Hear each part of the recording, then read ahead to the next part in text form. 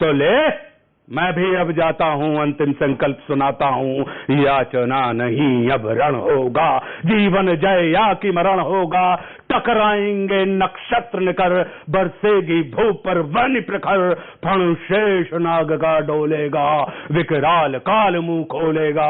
दुर्योधन रण ऐसा होगा, फिर कभी नहीं जैसा होगा। भाई पर भाई टूटेंगे, वायस श्रृगाल सुख लूटेंगे। सौभाग्य मनुज के छूटेंगे, विश्व बाण बूंद से छूटेंगे। आखिर तू भूषाई होगा, हिंसा का पर्दाई होगा। थी सभा सन्न सब लोग डरे, चुप थे या थे बेहोश पड़े। केवल दो नर न अघाते थे, धृतराष्ट्र विदुर सुख पाते थे। कर जोड़ खड़े प्रमुदित निर्भय, दोनों पुकारते थे जय जय। तो ये जो श्री कृष्ण का दर्शन है, इसमें हमको और आपको ये पता लगता है कि वो किस वसुधैव कुटुंबकम की बात कर रहे हैं। तो जब व्यक्ति, हम और आप इस चेतना के साथ जुड़ जाएंगे, तो भारत की जो विविधता है, भारत की जो संस्कृति है, भारत की जो सभ्यता है, सभ्यता और संस्कृति ये दोनों एक नहीं होते, इनके बीच में अंतर होता है। सभ्यता का मतलब होता है कि हमारे पास क्या है, और संस्कृति का मतलब होता है हम कैसे हैं। तो क्या है और कैसे हैं के बीच में अगर ये एक रूपता का संपादन हम और आप स्थापित कर लें, तो वह दिन दूर नहीं जहां पर जैसे हम विश्व गुरु, यानी हमने हमारे यहां भारत के आकाश से, पूर्व से हमेशा धर्म का नाद गूंजा है, और पश्चिम से हमेशा धन की आवाज गूंजी है।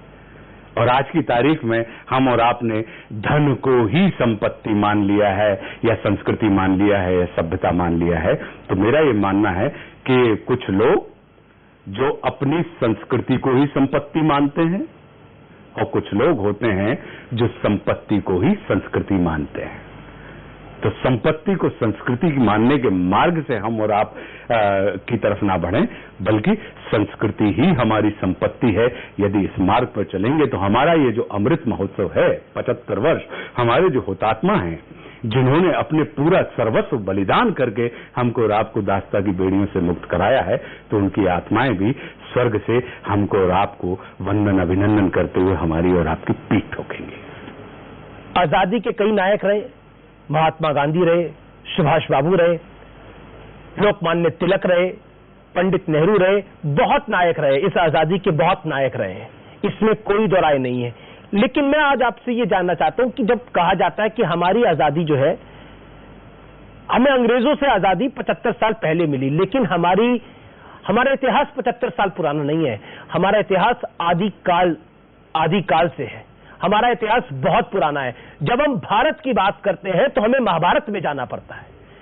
क्या आपको लगता है कि गीता की पंक्तियां आज भी जीवन में सबके, हम सबके, आपके, मेरे, हम सबके करोड़ों दर्शकों के, न्यूज 18 के माध्यम से जो इस समय आपको देख रहे हैं, उनके जीवन में चरितार्थ होती हैं? बिल्कुल होती हैं, क्योंकि गीता जो है वो सिर्फ और सिर्फ कर्मकांड का पुराण नहीं है, वो हमारे धर्म, कर्म और मर्म का ग्रंथ है। तो उसमें हमारे जीवन को और हमारे जीवन दर्शन को कैसे देखा जा सकता है, हमारी दृष्टि को कैसे विस्तृत किया जाता है कि हम अपनी संकीर्ण दृष्टि को कैसे और विस्तारित कर सकते हैं, तब वो कृष्ण के द्वारा, श्री कृष्ण के द्वारा दिए गए इस मंत्र के मर्म तक हम पहुंच सकते हैं कि पूरी वसुधा ही हमारा कुटुंब है। जी, गीता की ऐसी कौन सी ऐसी पंक्ति है जिसको आप अपने तरीके से कहना चाहेंगे? बिल्कुल आखिरी दौर में हमारा संवाद है। देखिए, मैं तो संपूर्ण गीता को ही मैं ये मान के चलता हूं कि श्री कृष्ण ने, क्योंकि गीता का जो उद्भव हुआ है वो एक ऐसी जगह पर हुआ है कि जहां पे भीषण संघर्ष की स्थितियां खड़ी हुई हैं, और परम पुरुषार्थी जिसे नरावतार कहा जाता है अर्जुन, जिसके बल के ऊपर समस्त पांडव जाकर अपने द्वारा अपने ऊपर किए गए अन्याय का प्रतिशोध लेने के लिए वो कुरुक्षेत्र के मैदान में खड़े होते हैं और ठीक ऐन मौके पर एक परम पुरुषार्थी व्यक्ति द्वंद्व से घिर जाता है और उसे लगता है कि यह सब कुछ बेकार है, तो द्वंद्वित व्यक्ति को निर्द्वंद करने के लिए परमात्मा श्री कृष्ण ने कर्म योग, ध्यान योग, भक्ति योग, इन तमाम चीजों की बातें बताई। और ये कितना विलक्षण है हमारा और आपका इतिहास कि यहाँ पे भगवान से भी प्रश्न पूछने की स्वतंत्रता मनुष्य को दी जाती है। भगवान के द्वारा कहे गए उद्भव या उद्धृत उत्तरों के ऊपर भी, और अंत में वो हर बार कहते हैं श्री कृष्ण कि अर्जुन, ये तमाम चीजें मैंने तुम्हें बता दी हैं, लेकिन अब तुम वह करो जो तुम्हारा मन बोलता है।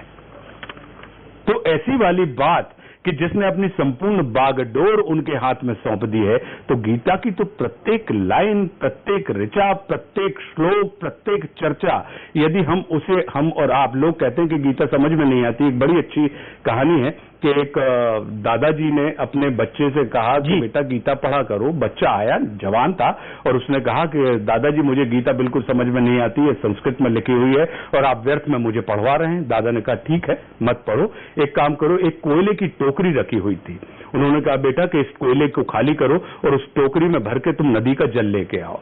अब वो बांस की टोकरी थी, वो बच्चा जाता और जब तक लौट के आता तो बांस की टोकरी में से पानी गिरता रहता, वो फिर जाता, फिर लेके आता, फिर गिर जाता।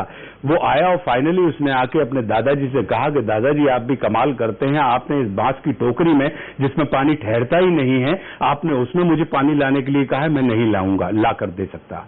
तो दादाजी ने कहा कि बेटा आप उस टोकरी को देखो। तो उन्होंने टोकरी को देखा तो जो काली टोकरी हुई थी, निरंतर पानी के संपर्क में आते हुए उसकी कालिख निकल गई और वो साफ हो गई। तो दादाजी ने कहा कि बेटा गीता भी बिल्कुल ऐसी ही होती है कि भले ही जैसे ये टोकरी पानी को नहीं रोक पा रही है, लेकिन निरंतर संपर्क से उसने उसकी छुपी हुई कालिख को साफ कर दिया है। वैसे ही हो सकता है कि तुम्हें गीता तुम साध ना पा रहे हो, समझ ना पा रहे हो, लेकिन निरंतर संपर्क से वो हमको और आपको कहीं ना कहीं शुद्ध करती है। जी आशुतोष जी, आज अपने समय निकाला हमारे इस खास कार्यक्रम के लिए, आपका बहुत बहुत शुक्रिया, धन्यवाद। बहुत बहुत धन्यवाद अमीश, ध्यान रखिएगा। बहुत सारी बधाइयां और हार्दिक शुभकामनाएं सभी को इस अमृत महोत्सव की, स्वतंत्रता के अमृत महोत्सव की। बहुत बहुत धन्यवाद आशुतोष जी।